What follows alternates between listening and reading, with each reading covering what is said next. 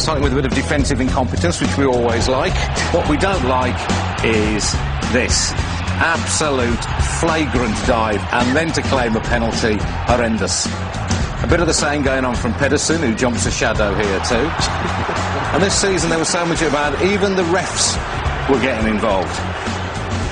Chris Foy jumps a shadow too. Well, why shouldn't I go for something too, he seems to say.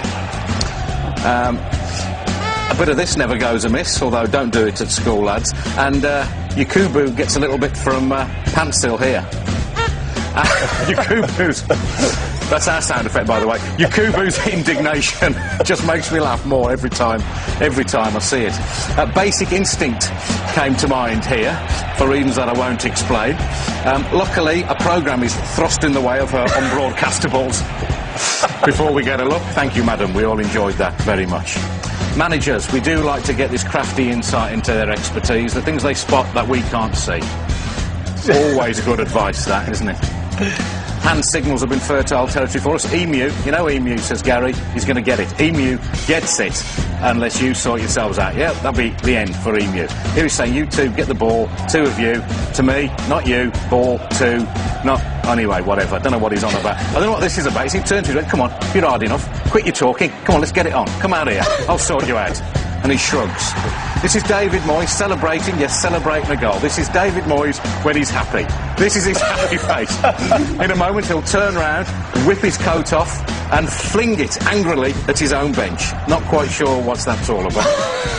Here's a metaphor for Man City's whole season. The manager stands up, the chair flits back, and he nearly ends up on his ARSE, but just about saves himself, as he has done till the end of the season. And this is a champagne moment. Mike Phelan sees a balloon. He decides to get rid of the balloon by popping it. The biggest shock of Fergie's season. Mike, I'd be careful if I was you. You might kill him with the shock, although maybe, Mike, that is what you were thinking of. Look at him jump. That's brilliant. My favourite fans of the season? Mr. Strong, he certainly is. As an Arsenal fan, if he says it's Tuesday, it is Tuesday. I like the cut of his jib. He's Arsenal fan too, scary, has a little dance, and then goes ballistic. I don't want to see him up a dark alley either. The scariest fan of all, though, I think this was a Borough fan. He looks like Ronnie O'Sullivan's brother, and he looks as though he's going to do something horrible. He does do something horrible. He shows us his man boobs. We didn't want to see that, especially with that look in your eye.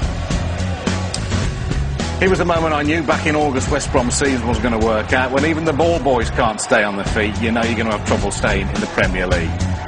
Up she goes. There was a bit of the Devon lock about that, jump in a shadow. And here we see Scott Carson doing what most West Brom fans will do when they look back at the season. Jump in horror. I don't know what he saw, but it's what we all feel when we look back on this year. Horrendous stuff. And finally, we don't want to see this. It's mascot abuse in the light of day at Stoke. Just quite disgusting. I can't believe we're showing it again, even if he is only pulling his tail out.